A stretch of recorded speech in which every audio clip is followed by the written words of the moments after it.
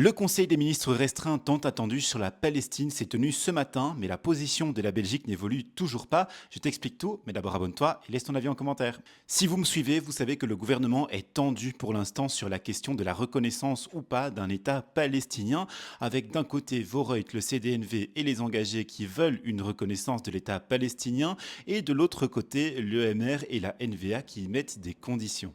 Le CDNV, mais surtout les engagés et Voreut avaient ces dernières semaines laissé entendre qu'une crise gouvernementale pourrait éclater si la Belgique ne reconnaissait pas la Palestine. Ce matin, en entrant au Cairn, Frank van den Broek, le ministre de la Santé Voreut, a d'ailleurs répété que son parti est à bout de patience. Mais sans surprise, au bout d'une heure et demie de discussion entre les ministres, aucun accord sur le sujet n'a été dégagé. Une intervention très attendue était celle de Maxime Prévost en tant que ministre des Affaires étrangères. Il est venu au Cairn avec un document de 24 pages, rappelant d'abord l'obligation de la Belgique de prévenir les crimes de génocide et ensuite listant une dizaine de sanctions que la Belgique pourrait prendre, parmi lesquelles l'interdiction d'accès à notre territoire de certains colons et ministres israéliens, mais aussi l'interdiction de l'exportation d'armes et de leur transit par notre territoire. Je détaillerai mieux tout ça dans une vidéo YouTube long format, le lien est dans ma bio pour vous abonner à mon compte si jamais le sujet vous intéresse. Du côté de l'opposition, les réactions arrivent notamment chez Ecolo par la voix de Samuel Kogolati, leur coprésident. Dans un communiqué, il rappelle sa demande de reconnaître la Palestine immédiatement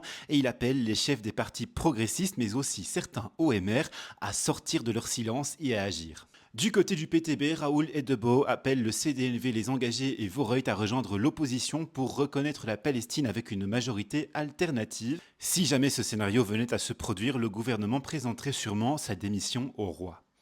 Un nouveau Cairn aura lieu lundi et je suivrai évidemment la situation de près sur TikTok, Instagram et YouTube.